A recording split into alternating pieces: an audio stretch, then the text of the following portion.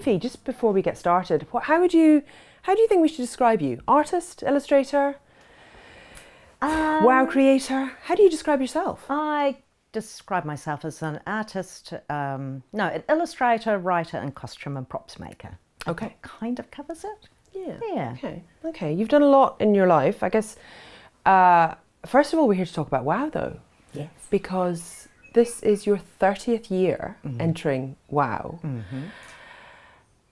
Did you think it would be 30 years when you first started? Oh, heavens no. I started off with two friends. We did a collaboration and it was very exciting. And then, I don't know, after that first one and it got into show, I just got hooked really. So it's always been on my calendar every year. It's been a thing that I do. Mm. And we're just coming up to it now, but when did you last even see your creation? April, when I packaged it up and sent it off. That's how long. A lot of people say to me, oh, you must be getting really busy with WOW at the moment. They think that we're still making the things and finding models and that we're all going to be backstage with our creations, but that's not the way it goes. You have your creation finished in April for a photo submission. Then if they want to see it, you send it off. And that's if you're a New Zealand artist, that April is your deadline. Yeah. But international's even earlier? February. So it's a long time for people to see their pieces, because if they get into show, the next time you see them is basically on awards night on the 19th of September. Wow. So do you go to the show and see it under the lights and in the creation and the story that it becomes part of? A lot of us go to the preview show on the Wednesday, which is great because you get your nerves out of the way, because when you're looking, all you can think about is your garment and you want to see it and that's it. And you kind of forget about all the other ones. So then by the time you get to the awards show, you are happy that your garment has been beautifully modelled, which they do. The choreography's astounding, because quite often they do something with it that you hadn't thought of at all. Like, it's quite extraordinary how that piece comes on stage, because you're just working in your studio in cramped conditions. People are working in their lounges, in their garages, and so to actually see it in context in the show is it actually makes you cry. I was going to say, what is it like as an artist when it is often a very solitary or very few people working together, and then you do see your creation have this new life of its own in a completely different narrative to the one that perhaps was running through your mind when you were making it? It's very emotional, because you put a lot of blood, sweat and tears into your piece, and you have times where it hasn't worked and then you've got to rip it all apart and try all over again. So to actually see it is just this beautiful thing. And of course the models are amazing. A lot of them are dancers too, so they just know how to move in that piece in a way that, when you're trying it on yourself in your bedroom just to see if something works, it's not quite the same. So from mighty acorns, tiny elfin babies grow. Oh my gosh. Tell me a little bit about how you create your pieces. You start obviously from scratch, from nothing. Do you draw? Tell me about how you work that through. Well, every WOW designer I know works quite differently. I have a background as an illustrator, and I do costume making and things too. So I'm a sewer and So I start with a lot of drawings first, and I like drawing in my sketchbook. And then I might go into Photoshop to try a few different things as well. So I'm a digital artist and creator as well. And I'll start gathering materials as well and thinking about it. But my little piece de resistance is that I get a Barbie doll, and they're usually the really cheap ones, the $2 shop ones. And I rip all the hair out. That sounds terrible, but the hair gets in the way. And then I dress the Barbie doll in my creation from what I've created in my sketches. And this allows me to work out how I'm going to make the thing, how many pieces are involved. And because it's all very well to create something that has 16 pieces, but then you've got to think about wardrobe, who are going to be dressing the model in those 16 pieces hurriedly backstage. So it's kind of a way of condensing my design and then thinking about it. So I have that Barbie doll there for a while, and that's something that I kind of work on in the evenings and while I'm watching Netflix, and and I just love dressing Barbie dolls when I was a kid. Yeah. And they'll do it as a grown up. It's great. But I guess you get to see it come to life in miniature form. Yes. And then you translate that onto a mannequin? Yes. So I have a selection of mannequins, and then I've got to figure out what I'm going to make it out of, what fabrics. So then there's the problem solving. Sometimes there's quite a lot of engineering involved. So this year I needed to weld something.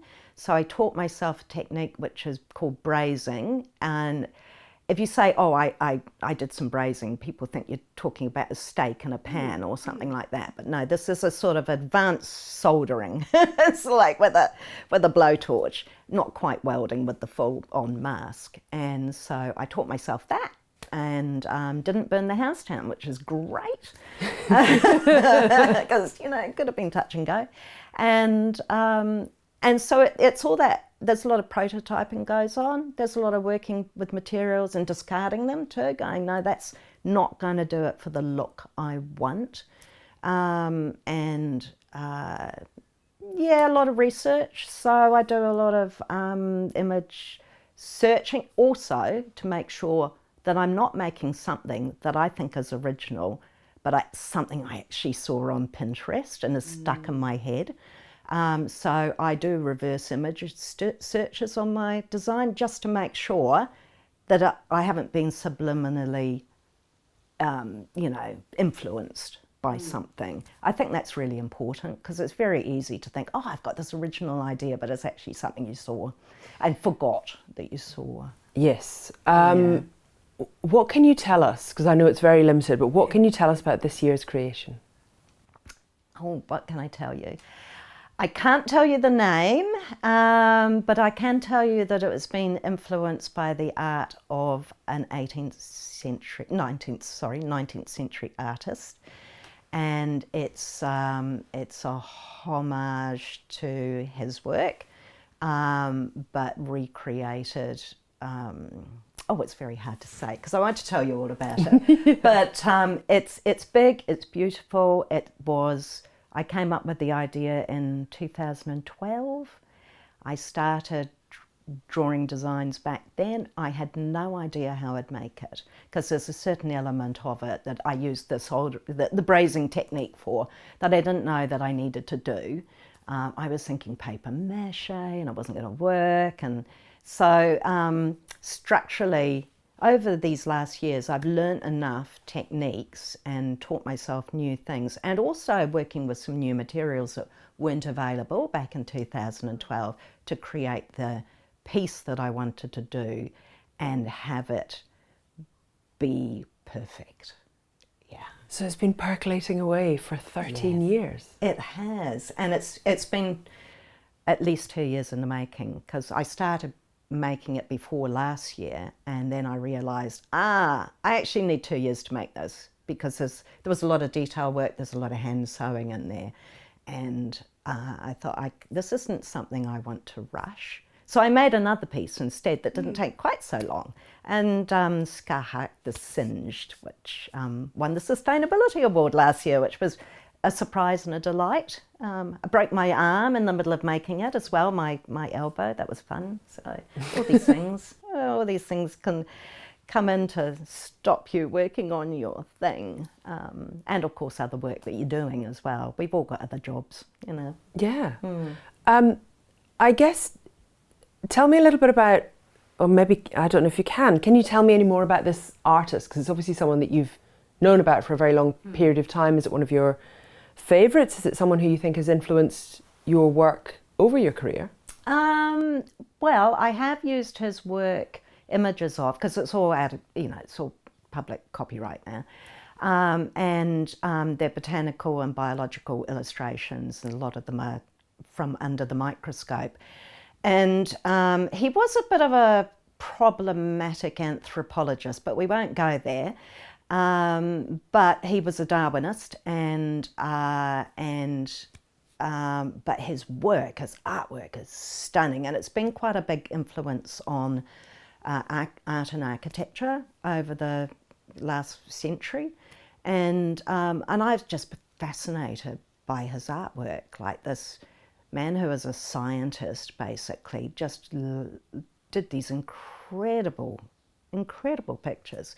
And I was just fascinated by them. And there's some jellyfish that he did, and I love the sea, so I go cold water dipping most days, and I absolutely adore the sea. I need to be near the sea, and often there's jellyfish in there. But he did a lot of sea creatures as well, so I've incorporated those into my art.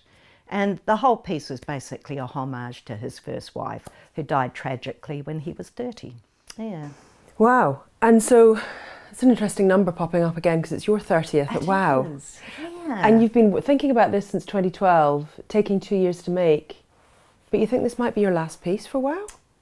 It is. And all my friends and family say, oh, yeah, you've said that before.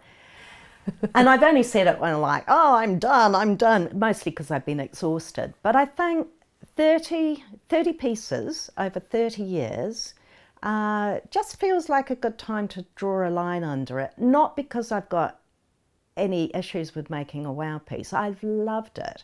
It's been a big part of my life. But I've learnt so much and been inspired by so much of the process that I want to open that part of my calendar basically for some new things. I've got some writing works, incomplete writing works I want to do, some illustration works I want to do. I've got a theatre show that I'm working on early, a kids theatre show I'm working on early in the year, which would be when I would be normally working on WOW. It just feels like a good time, and I also said there's a good strong group of us in Wellington. We call ourselves the Pow Wow, and we all enter WOW, some every year, some not. And I've said to them, well, I'll be your stitch bitch, if I'm allowed to use that word on national radio. I'm going to, like, if you've got something, because we all help each other get over the line as well. And if somebody is, like last year when I broke my elbow in the middle of my thing, wonderful Jenny Sutton came and sewed buttons on for me because I couldn't with my arm in a sling, and it was my right arm. So I'm going to be that person for anybody else. I'm going to help with packaging, I'm going to help with stitching, and cheer everybody on from the sidelines, because it just, there's new people coming up in WOW all the time, and it's really good to support new people coming through. What is it about WOW that keeps you, or has kept you over the years going back, and still keeps you in there?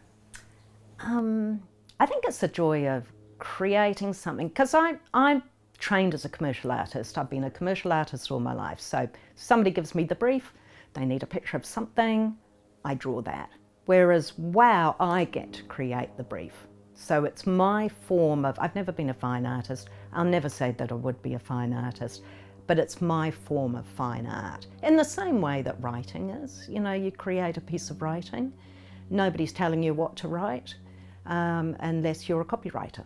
So I think that's what I've loved about WOW, is it's allowed me to explore the thing I want to do on my own terms, out of the materials I want to do. Of course, there's no budget for it. You've got to fund it all yourself. But also there's a great community of people in WOW, so I've met some just extraordinary, wonderful, wonderful people over the years. International entrants. Like, I feel like I could go anywhere in the world pretty much now and visit another artist in their studio, have a coffee or a drink with them, spend some time with them, talk about the obsession that we have with this art form.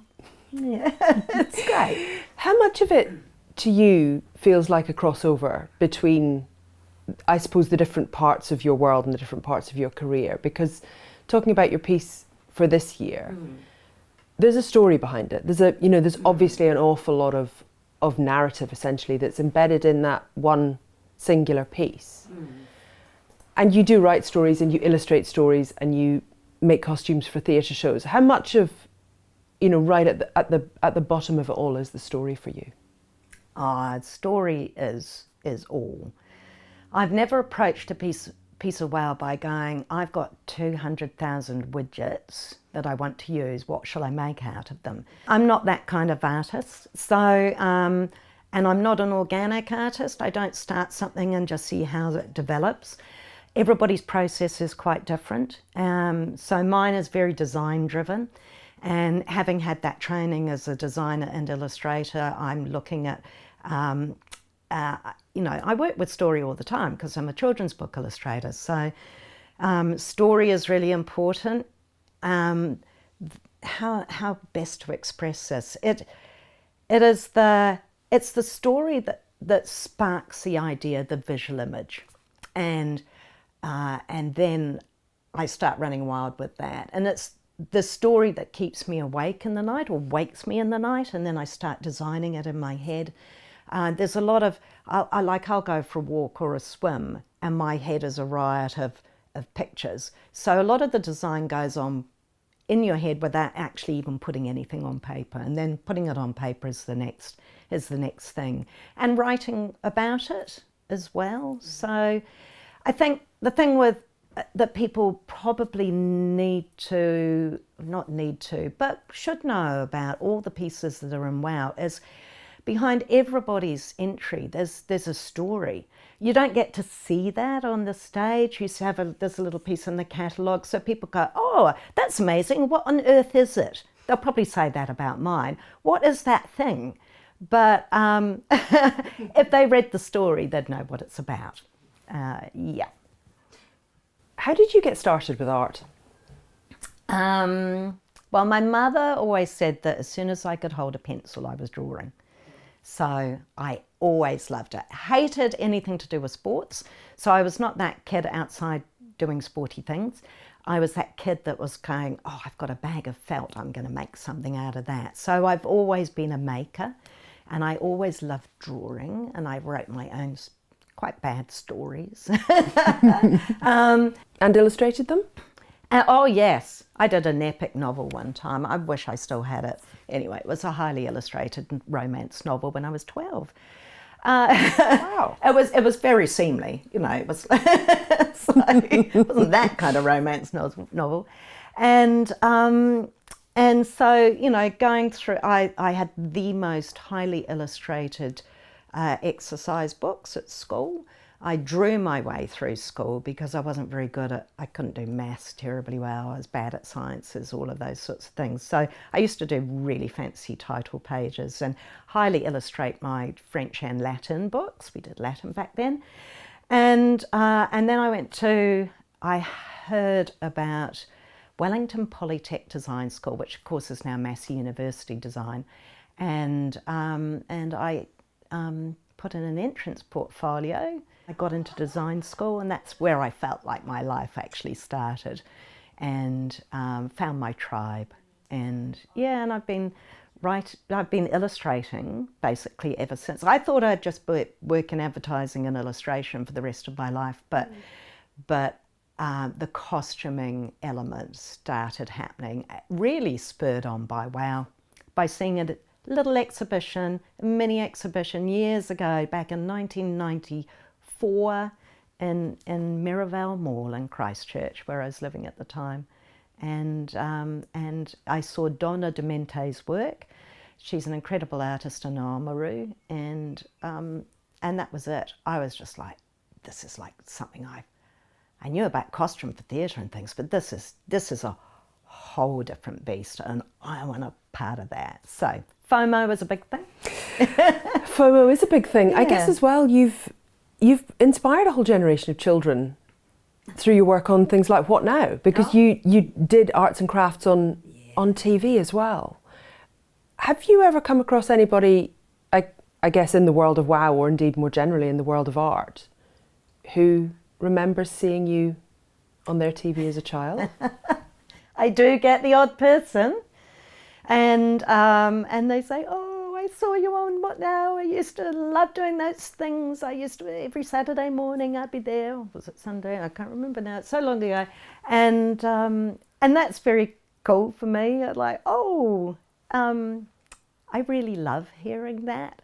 Not because it makes me evil. It just means that there was a kid there that went, oh, I'm going to get some bottle tops and I'm going to get some toilet rolls and I'm going to make a thing, you know. Yeah. And I really love that. And doing that work on What Now, and then later on the Good Morning Show, it was just me loving making things when I was a kid. And it's just very kid-centric stuff. And I was grateful for those opportunities that I had to do that. Yeah, I fell into them really.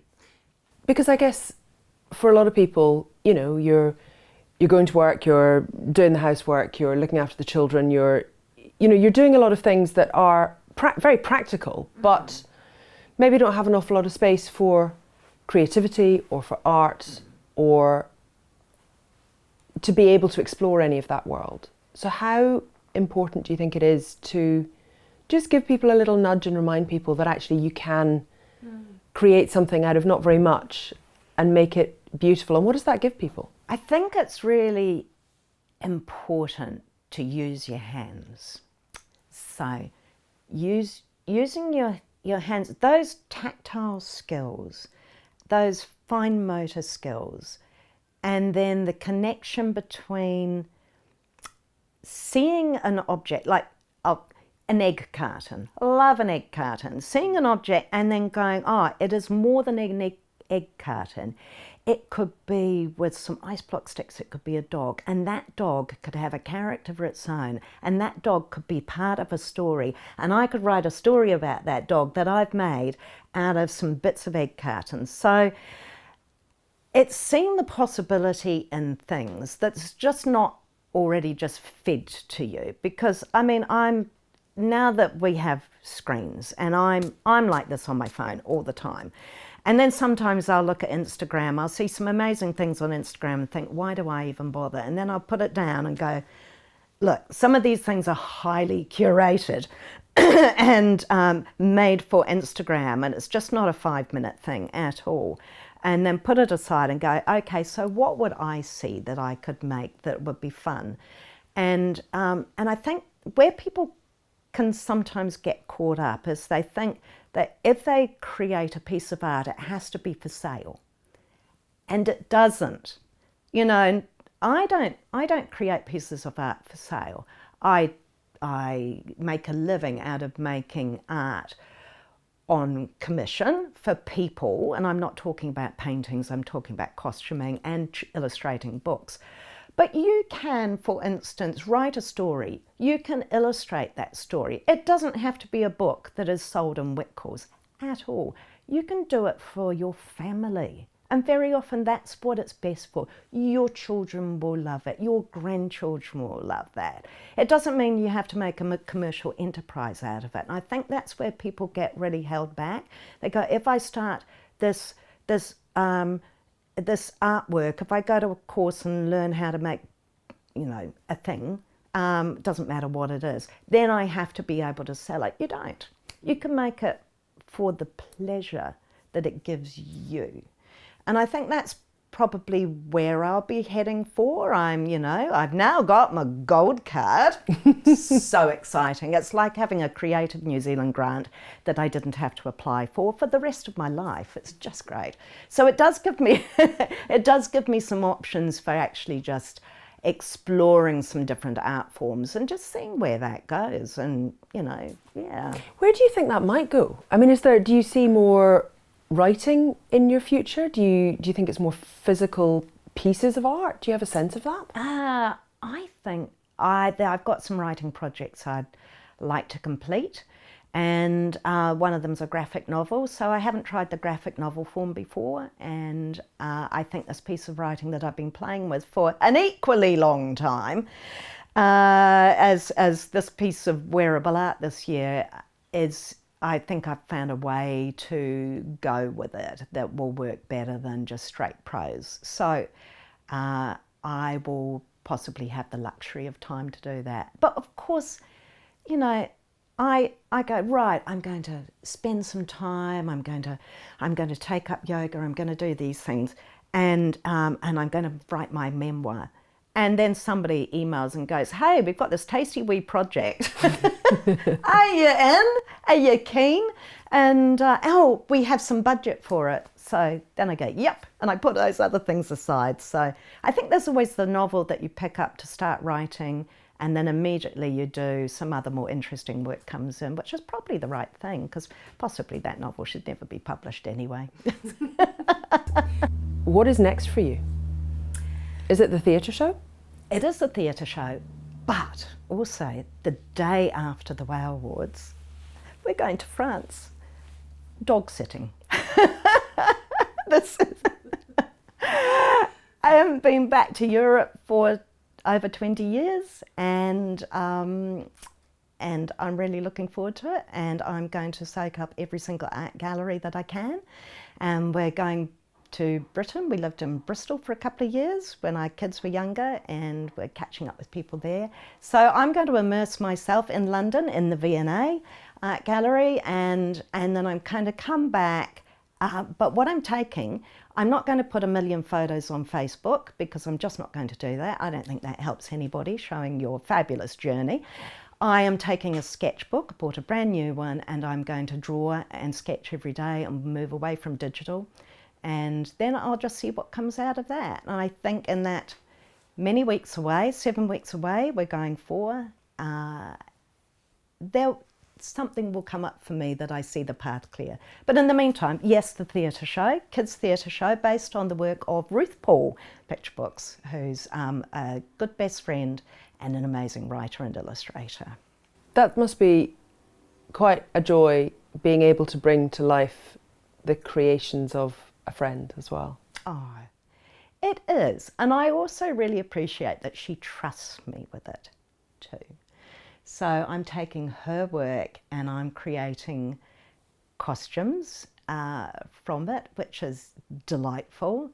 And it's a really great process. We had a week away in Otaki at a storyteller's residency where she worked on the script, I worked on the costumes. We had Peter Hambleton, wonderful New Zealand actor, and he was working on direction, and we've got an amazing group of people involved on it, and it's going to be fun, and it's going to be a first for us too. So I'll be frantically backstage dressing a couple of the 2 actors that we'll use. Fantastic. Yeah. Fifi, thank you so much for your time today. Oh, thank you for having us in your studio as well. Yeah, it's been a real joy to talk to you. Thank you so much. Thank you so much, Susie.